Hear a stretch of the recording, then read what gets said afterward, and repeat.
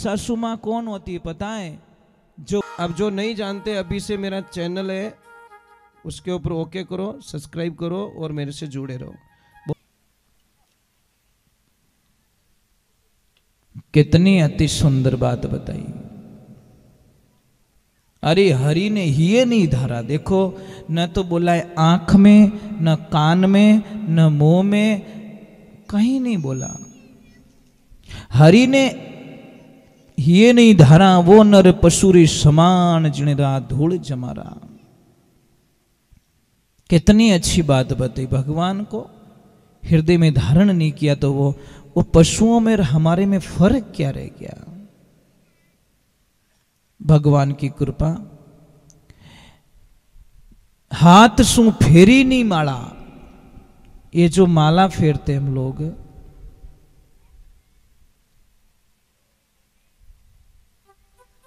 हाथ सु फेरी नहीं माला, वो नर हाथ कैड़ा के विजय वृक्षन का डाला। जैसे पेड़ पौधों के ये जो शाखाएं होती ना, उसके जैसा समान माना गया है। और रूकड़ो है, इन्हें डाल है। पांव सु चलियो नहीं पासा, मतलब पांव वो धर्मरा काम मत नहीं गयो। मैं आपको एक छोटी सी बात बता रहा हूं आपको। आप अच्छे कोई कार्य करते हो, आप मुहूर्त निकलवाते हो, निकलवाते? ब्राह्मण देवता के पास में जाते हैं, बोलते महाराज मकान बनाना है, गाड़ी खरीदना है, ब्याह करना है, तो आप मुहूर्त निकलवाते हो कि नहीं निकलवाते हो? निकलवाते? तो मुझे एक बात का उत्तर भी दे दीजिए, तो गंदे काम में मुहूर्त क्यों नहीं निकलवाते? समझ में आ रहा कि नहीं आ रहा? मतलब गंदे काम के लिए कोई मुहूर्त नहीं है, अच्छे काम के लिए मुहूर्त। मुहूर्त तो गंदे काम में होना चाहिए। नियम तो यही है, कम से कम 2 महीने बाद में निकलेगा तो 2 महीने गंदे काम से बच तो जाएंगे कि यार मुहूर्त को नहीं रही, 2 महीने बाद रो मुहूर्त है, जीते तो बचोला, पर नहीं, मुहूर्त अच्छे काम का निकालो, बुरे काम का नहीं। और गंदे काम किसको सिखाने की जरूरत ही कहां पड़ती साहब, वो ऑटोमेटिक सीख जाता है। और अच्छे काम के लिए, अच्छी पढ़ाई करने के लिए लोगों को ट्यूशन भेजना पड़ता है, 2-2 लोग 5-5 लाख रुपया फीस भरनी पड़ती है। और गंदे काम के लिए 1 रुपया खर्च करने की जरूरत नहीं, ऑटोमेटिकली वो गंदे रास्ते पे। देखो ये कथा क्यों सुनाई जाती है? सदमार्ग पे ले जाने के लिए, अच्छे रास्ते ले जाने के लिए। हो सकता है किसी को समझ में आ जाए और उसका बेड़ा पार हो जाए। कोई 2 भाई थे,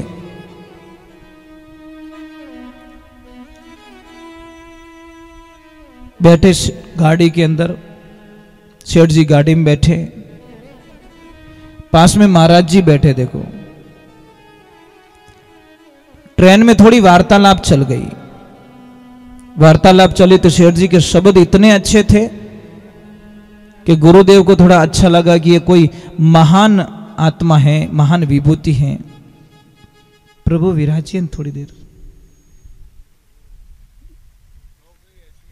हरे कृष्णा। जी जी जी, दर्शन मेरे प्रभु का, भागवत जी का दर्शन। कभी पधारना पाली साइड में तो जरूर दर्शन देना। हमारा पाली जिला है जी जी जी जी जी, तो कभी उधर कभी दर्शन दे दो तो जरूर पधारना।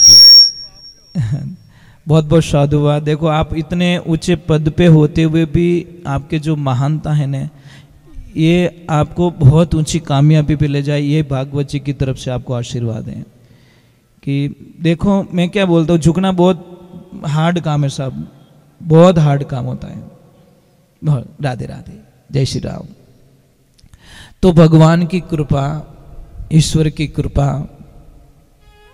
मेरे प्रभु की कृपा। तो दोनों भाई महाराज, तो सेठ जी को पूछा गुरुजी ने कि भाई कहाँ जा रहे हो सेठ जी? कि गुरुजी, ध्यान से सुनना इस बात को, कि गुरुजी मैं जा रहा हूं, थोड़ा दिल्ली जा रहा हूं। कि क्या काम है? कि गुरुजी कुछ नहीं है, मैं और मेरे भाई के बीच में एक जयपुर में प्लॉट लिया हुआ है, जिसका 50 बाई 50 का उसका आता है, 50 बाई 50 का मेरा आता है।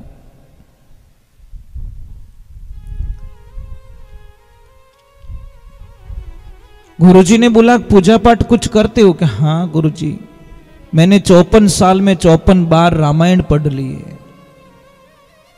कितनी बार? 54 बार मैं रामायण का पाठ कर चुका हूं। गुरुजी ने बोला बहुत बहुत साधुवाद, आपको बहुत धन्यवाद।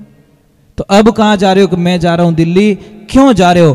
कि मेरे जो प्लॉट लिया हुआ ने 50 बाई 50 उसका आता है, 50 बाई 50 मेरा आता है, उसमें से मेरे भाई ने काम चालू कर दिया और 3 फुट जगह मेरे में से ज्यादा ले ली उसने, और मैंने उसके ऊपर स्टे ऑर्डर लगवा दिया, काम बंद करवा दिया। अब मैं जा रहा हूं दिल्ली, ऐसा केस करूंगा जो मेरे भाई को जेल करवाऊंगा। गुरु महाराज को हंसना आ गया कि रामायण हावड़ पढ़ी कि नहीं पढ़ी? क्या नहीं बराबर पढ़ी। तो भरत और राम जी रो कथन पढ़ियो कि नहीं पढ़ियो? के पढ़ा चने तू तो रामायण री धूल उड़ाई बस। ये बेटी रे बाप, रामायण में भरत और राम जी के बीच में संवाद हो रहा है। भरत जी बोल रहे मेरे राम राज्य करेंगे, राम जी बोल रहे मेरे भाई भरत राज्य करेंगे। देने के लिए झगड़ा हो रहा था, लेने का कोई झगड़ा नहीं था। और बेटे रे बाप, तू 3 फुट जगह रे मायने तारा भाई माते केस कर दियो, तो रामायण क्यों बेइज्जती करे? एकदम उसको ज्ञान हो गया और वो बोला कि गुरुदेव मैं बड़ी भूल कर चुका हूँ, किसी की बातों में आ गया, मेरे परिवार ने मुझे उकसाया और बोला कि आपको ये काम करना है, ये काम करना है, और मैं पूरे परिवार के चक्कर में आकर मेरी इस भक्ति के अंदर दाग लगा दिया। गुरुदेव अब मैं वापस जा रहा हूँ और पूरा प्लॉट ही मेरे भाई के नाम करके चला जाऊंगा। मुझे नहीं चाहिए ऐसा प्लॉट जो मेरे भाई से दूर करे मुझे। हे महापुरुषों, क्यों भाई खोते लोग? क्यों छोटी सी बात में भाई से बोलना बंद करते लोग? क्या मिलेगा आपको? कुछ नहीं मिलेगा साहब, कुछ नहीं मिलेगा। दुनिया में सारी चीजें बाजार में मिलती हैं, भाई कोई कंपनी में नहीं मिलेगा साहब। अगर कहीं मिले तो मुझे भी बोल देना, मैं 2-4 भाई ब्रांडेड भाई बनवाए दूं, एक बड़ी अच्छी कंपनी रहा। नहीं महाराज, मैंने इसलिए बोला नहीं कि मैं कई लोगों को एक प्रश्न करता हूं, आप मुझे उस प्रश्न का उत्तर दे देना। लोगों को कहता हूं कि आपको व्हाट्सएप चलाना आता है, तो लोग हाथ ऊपर करते हैं। यूट्यूब चलाना आता है कि हाँ, फेसबुक के हाँ, इंस्टाग्राम के हाँ। तो मैं एक प्रश्न पाछो करूं कि थाने परिवार चलावनो आवे कि नहीं आवे? के बाप जी परिवार नहीं चाले मारो। ए बेटी रे बाप, मोबाइल में इतना फंक्शन जाने तो थोड़ा परिवार चलावनो फंक्शन सीख जा कि परिवार ने भेड़ो की कर राखनो, प्रेम की कर राखनो, कटे कहीं करनो। प्रेम इया नहीं हाले, प्रेम तो घणो मुश्किल हाले महाराज। अच्छी सासू मां कौन होती है पता है? जो बहू को बहू ना माने, बेटी मान ले।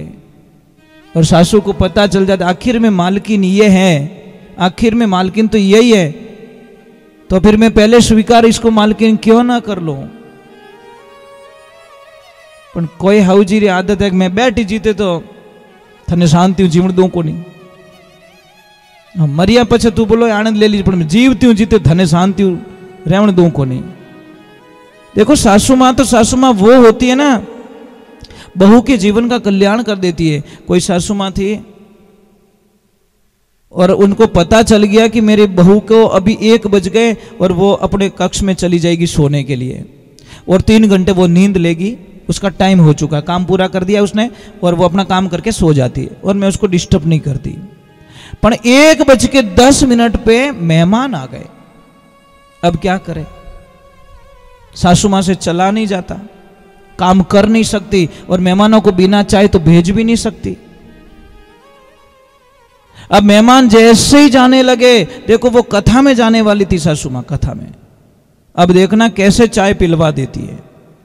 वो बोलती है मेहमानों को, अरे रुको रुको प्रभु रुको, मेरी बहू है ना, मेरी बहू है ना। थोड़ा जोर से बोली ताकि बहू तक आवाज जाए।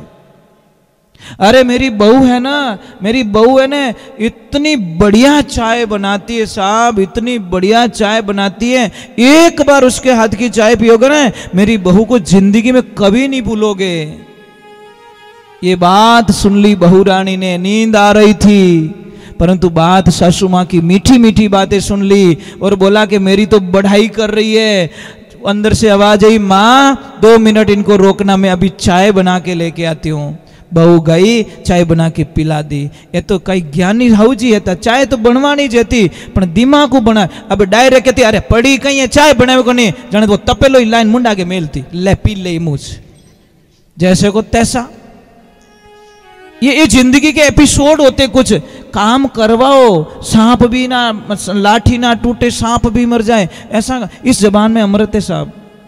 इस जबान में इतना जहर है कि महाराज दुनिया के जो सांप होते हैं वो तो 15-20 सेकंड में, आधा घंटा में उसको खत्म कर देता है, पर ये जहर हर सेकंड मारता है महाराज। इसलिए जहर ना उगलो, मीठे बोलो, कितोक जीणो महाराज, कितोक जीणो है, आनंद से जीना चाहिए। तो हम चल रहे हैं, भागवत जी के अध्याय में प्रवेश कर रहे हैं। यहाँ पे धुंधकरण का अंत होता है, उसका कल्याण होता है, और धुंधकरण जी महाराज को फ्री करके हम चल रहे भागवत जी के आगे प्रथम स्कंद में।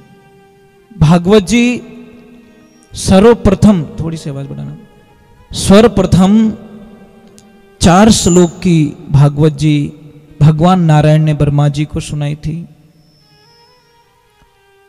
ब्रह्मा जी ने नारद जी को सुनाई थी, और महाराज नारद जी ने व्यास जी महाराज को सुनाई 4 श्लोक की।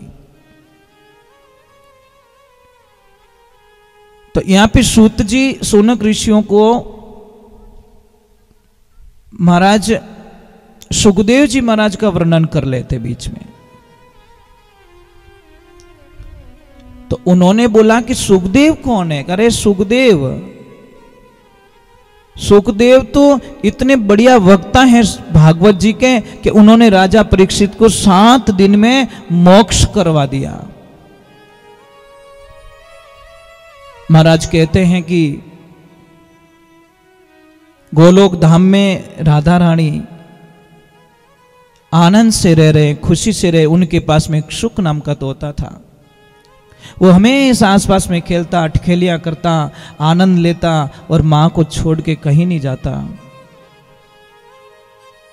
नारायण ने बोला कि अगर कोई मेरा भक्त नहीं जाएगा मृत्यु लोक में तो वहां से भक्ति का विनाश हो जाएगा, ज्ञान और वैराग्य पूरा समापन हो जाएगा, प्रसार कौन करेगा?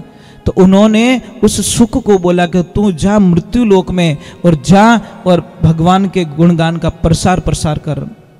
तो उन्होंने मना कर दिया कि नहीं माँ, मैं जाऊंगा तो श्री हरि नारायण की माया मुझे लपेट लेगी और ऐसा लपेटेगी कि मैं उस माया, ये क्या है? ये सब माया है, जो दिख रहा है सब माया है। माया का मतलब क्या है पता है? रहने वाली नहीं है। माया और काया कभी नहीं रहेगी। आप अपने शरीर को देख रहे हो, ये एक माया है, ये लीला है भगवान की। हमको शरीर दिया और शरीर वापस ले लिया जाएगा। कुछ टाइम के लिए दिया है, किसको 50 साल, किसको 60 साल, किन्हें 20 साल में ही जानो पड़े, किन्हें 5 साल में निवंडो पड़े, भाई तारो टाइम पूरा हो गयो। ये उस परमात्मा की लीला, इसके ऊपर अहंकार घमंड मत कीजिए, क्योंकि अब है और थोड़ी देर बाद में नहीं है। कोई भरोसा, कहीं टा हवा एटनू चालती एटनू चाल जातो, कहीं भरोसा महाराज। और उनाळो वायरो वा जाए नहीं, मेणा रत लाग जाओ, धान फिर जाया करे, ध्यान राखजो। फसल में तो अहंकार मत करजो। एक रात्रि हवा पूरा धान ने फेर दे, जटे 40 मण पाकनो चीज आवे, 12 मण रोज लाटो आवे, पछे कहीं के हवा फिर गई साहब, कहीं कियो? अरे बेटी रे बाप, 2 दिन में पूरा धान ने पकाई दियो, मेहनत रत लाग गई, हवा पकाई दी विने। तो महाराज अहंकार कभी मत करो। तो भगवान की कृपा होती है, ईश्वर की कृपा होती है। तो इस जीवन को समझने की कोशिश कीजिए, जीवन को समझना पड़ेगा हमको। तो कहते हैं कि सुखदेव जी ने मना कर दिया कि मैं माया के चक्कर में पड़ा, तो माता रानी ने, राधा रानी ने कहा कि जाओ तुम, माया तुम्हारे पर बिल्कुल असर नहीं करेगी, इसका आवरण नहीं आने दूंगी मैं। अब मैं जन्म कहां लूं? तो राधा रानी का आदेश होता है, जाओ कैलाश मानसरोवर, भगवान श्री भोलेनाथ तप कर रहे हैं, वहां पे जाओ, वहां से आपका भक्ति का कुछ काम स्टार्ट होगा। एक नियमित होती महाराज। अब भगवान की कृपा से सुख जी वहां जाते हैं, एक सुखी के गर्भ में जाते हैं और अंडे के रूप में वहां पे इस मृत्यु लोक में आते हैं। इधर देखिए नारद जी का कोई प्लान फेल नहीं होता। इको आ रहा है भैया, इको कम करो। नारद जी का कोई प्लान फेल नहीं होता महाराज जिंदगी के अंदर। अब भगवान की ऐसी कृपा हो गई, नारद जी गए कहां? मां पार्वती जी के पास में। और पार्वती, देखो नारद जी का जो भी प्लान होता है वो जगत कल्याण के लिए, ध्यान रखना। चाहे किसी को भी मिले नारद जी, वो जगत का कल्याण करने के लिए मिलते हैं। कहते हैं कि जिस घर में प्रेम नहीं है और नारद जी वहां चले गए तो प्रेम ही प्रेम प्रकट हो जाएगा, और जिस घर में प्रेम है वहां चले गए तो फिर फाइटिंग स्टार्ट, मतलब रिचार्ज उल्टो रिचार्ज हो जाए, मतलब करावनो तो बैलेंस रन कर दे नेट रो, ये गड़बड़ हो जाती है महाराज कभी कभी। तो नारद जी गए वहां पे, उनको तो कुछ करना था।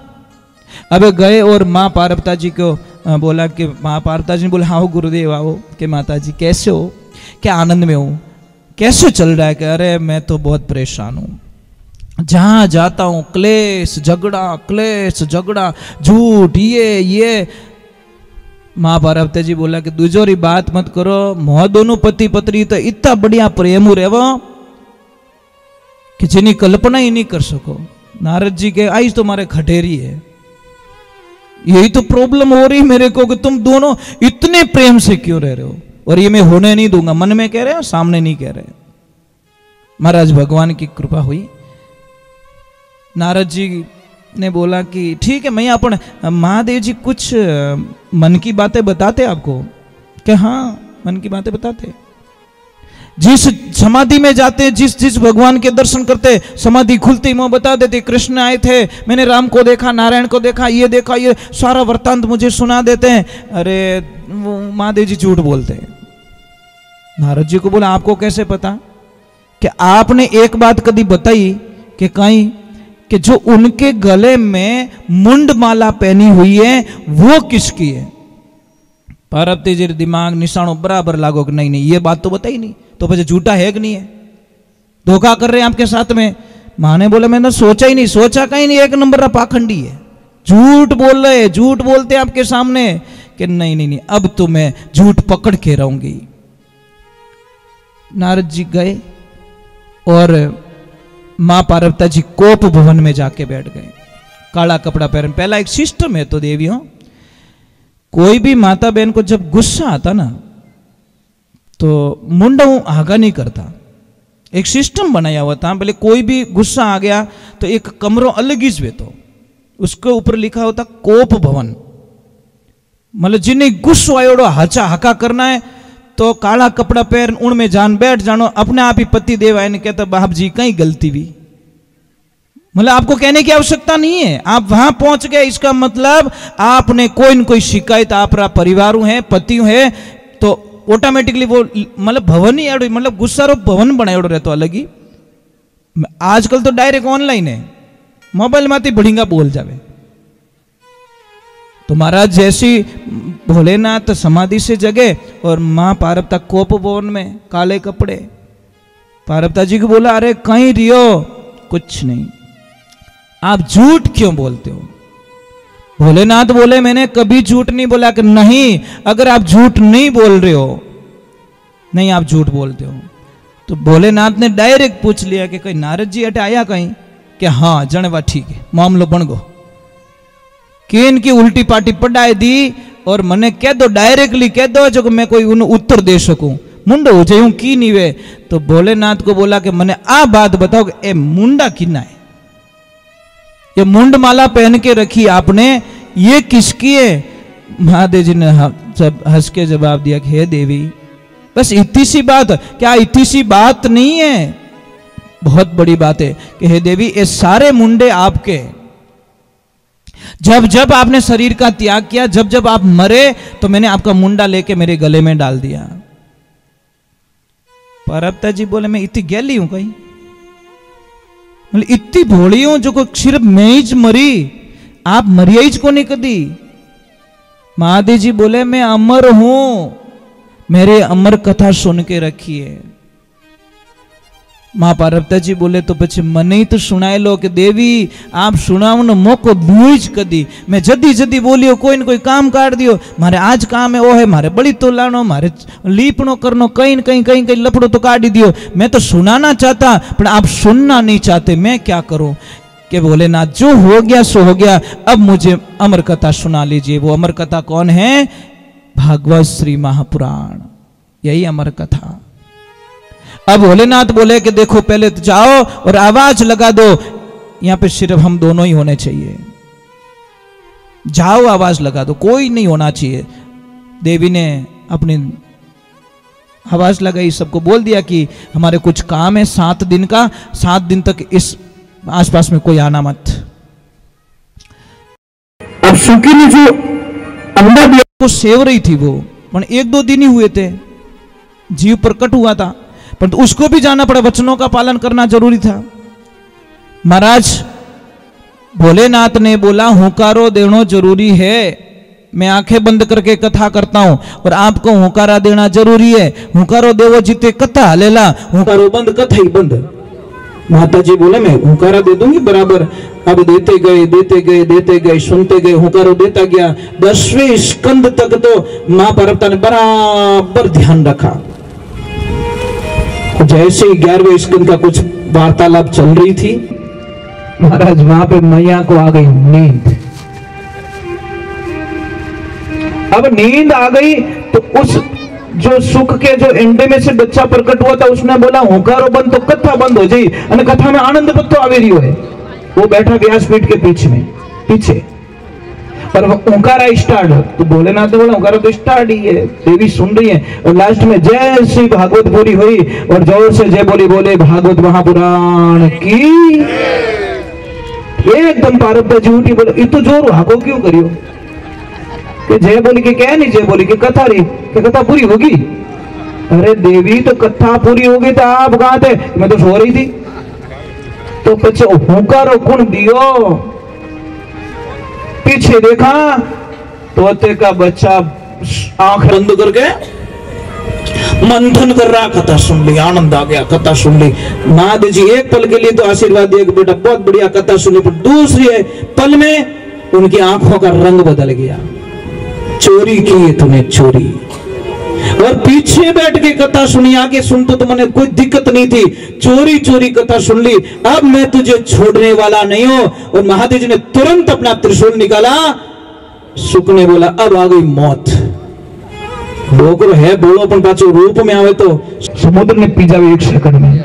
महाराज जैसे ही सुख ने फड़फड़ाए पंख और सरोवर से नीचे की तरफ केदार बद्री वगैरह वगैरह, और जैसे ही आए सगले फिरगा महादेव जी ने हाथे नहीं आयो। आखिर में वो आके व्यास जी की जो लक्ष्मी जी थे उनके गर्भ में स्थापित हो गया कि अब मने कोई खतरो नहीं है। महादेव जी खड़े गेट पे व्यास जी के आश्रम पे, और आते ही उन्होंने बोला वाह भोलेनाथ वाह, आनंद आ गया, वर्षों से आपके दर्शन के लिए तड़प रहा हूं, आज भोलेनाथ मेरे द्वार पे। कि दूसरी बात छोड़ो, मारे वेगियो लपड़ो कि कहीं वो कि मेरे यहां पे चोरी हो गई और वो चोर तुम्हारी कुटिया में गया है। व्यास जी महाराज हंसने लगे, सच में बोले हो? क्या हुआ? अरे एक सुख नाम का जो तोता है उसने अमर कथा सुन ली और अमर कथा सुन के आपकी पत्नी के गर्भ में जाके बैठ गया है, अब वो आएगा उसको मारूंगा तब वापस जाऊंगा। व्यास जी महाराज बोले बस थोड़े अटी चोरी वे कोई मने बताओ, थोड़े धूणा मुंह कोई बड़ी तो ले गो कहीं रियो भाई, आपके पास है क्या? जादू ज्यादा रखोड़ो इनकी चोरी हो गई क्या? अरे वो नहीं, कथा की चोरी कर दी। पर अभी आपने महादेव जी क्या बोला कि अमर कथा सुनता वो अमर हो जाता है? कि हाँ, तो भोलेनाथ इतो तो दिमाग दौड़ावता, डायरेक्ट की गैर मुंह गाड़ी झटकाई दी। वो तो कथा सुन चुका, वो मरने वाला तो है नहीं। पचे भोलेनाथ ने याद एक ओ काम तो उन दूरी उड़ो है, इतना कथा सुनी, ये तो मरेगा तो नहीं, यूं फालतू लार लार दौड़ियो। उसको बोला बेटा अभी तू बिंदास से अभी आ सकता, मैं तुम्हारा जो उठाने, वो तू मेरे से मरने वाला तो है नहीं, क्योंकि अमर कथा सुन चुका है। अब भगवान की कृपा होती है भोलेनाथ की। 12 वर्ष बाद में सुखदेव जी महाराज अपनी मां के गर्भ से जन्म लेते हैं, और जन्म लेते ही जैसे जन्म लिया रवाना हो गए। व्यास जी महाराज पीछे पीछे दौड़ रहे हैं, बेटा बेटा, आगे से आवाज है, कौन बेटा कौन पिता? कई बार आप मेरे पिता बन चुके हो, कई बार मैं आपका पिता बन चुका हूं। शरीर से आप बेटे रिश्ता का हो सकता है, इस आत्मा का कोई रिश्ता नहीं, जहां आया वहां जा रहा हूं। चले गए सुखदेव जी महाराज। यहां का एक कथन आता है कि जब सुखदेव जी महाराज जा रहे हैं, तन पे कपड़े नहीं थे, जवान अवस्था, कोई माताएं बहने, कोई बच्चियां, कोई स्नान कर रही थी देवियां सरोवर में। कहते हैं कि सुखदेव जी महाराज जब निकले हैं बिना कपड़ों, तो वो भी बिना कपड़ों ही थी, तो उन्होंने अपने शरीर को ढका नहीं, ऐसे ही खड़ी है। पर जब जैसे ही व्यास जी महाराज गए तो उन्होंने अपने शरीर पे कपड़े डाल दिए। तो गुरुदेव ने पूछा कि देवियों, जब मेरा 18 साल का बेटा इस मार्ग से निकला, तुम्हारे पास में होकर निकला, और तुम बिना कपड़ों में खड़ी हो, आपने उसके सामने शर्म भी नहीं की, और अब आपने शरीर क्यों ढका? मैं तो बुजुर्ग हूं। क्या गुरुदेव एक बात को नाराज मत होना, आप रा बेटा तो पहले बार 28 नहीं पड़े कि लुगई किने कहवे मिन्नक किने कहवे। पहले बात आपके बेटे को पता ही तो नहीं है ना कि औरत कौन होती है और आदमी कौन है, उसको तो पता ही नहीं है। संसार में माया ने आवरण नहीं डाला, इसी ये तो परे हैं, और इन हम कपड़ों पेरियोड़ो कोई कामरो, इनको तो पता ही नहीं पहले बात तो। आप तो संसारिक रीति रिवाज जानो, इन वास्ते मारो शरीर ने ढाकनो पड़ियो। तब जाके व्यास जी को महाराज को पता चल गया कि ये आत्मा ऐसी वैसी नहीं है, ये कोई महा आत्मा है। अब महाराज भगवान की कृपा होती है। यहां पे एक कथन आ जाता वापस कि जब व्यास जी महाराज ने ये कथा लिखी, तो अब देऊं किसको, दे किसको देना चाहते सुखदेव जी महाराज को ये भागवत, पर सुखदेव जी को लाए कौन समाधि में से ध्यान जगा के? शिष्यों को भेजा कि जाओ और सुखदेव जी को ये श्लोक सुनाओ।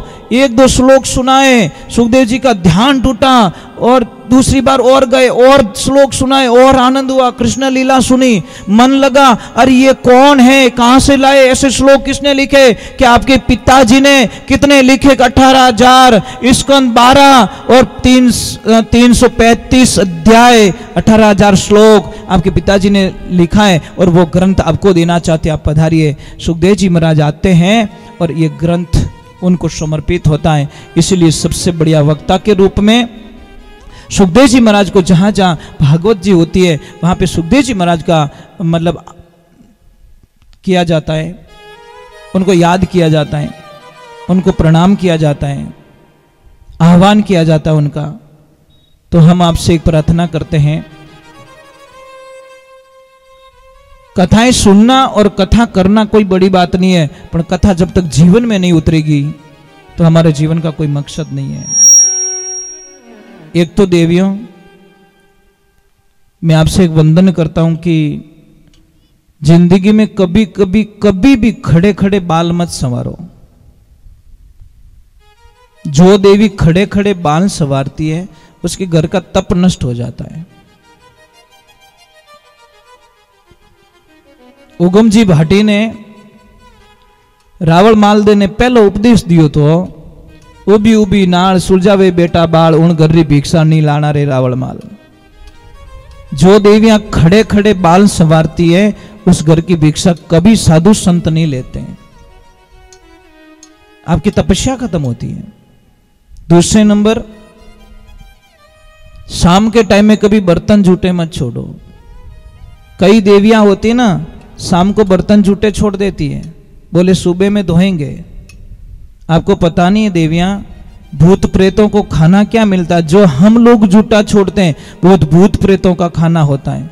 वहां पे नेगेटिविटी ऊर्जा पैदा होती थी उस घर में, और आपको अच्छी नींद नहीं आएगी, और एनी टाइम मतलब घर में थोड़ी छोटी बातों से क्लेश होगा, और कोई न कोई बीमार मिलेगा। जो आटा बच जाता है शाम को वो भी फ्रीज में मत रखो, क्योंकि हमारे बुजुर्ग लोगों ने तो कहा है कि एक मरे हुए व्यक्ति को घर में रखो, मुर्दे को, चाहे गिले आटे को घर में, पिंड होता है पिंड, उस पिंड को घर में नहीं रखना चाहिए। ये ध्यान रखें। झाड़ू हमेशा जितना गुप्त में रखोगे उतनी आपके घर में लक्ष्मी बढ़ती जाएगी। झाड़ू दिखना नहीं चाहिए। आपने तो झाड़ू को फटकार के कभी साफ नहीं करना चाहिए।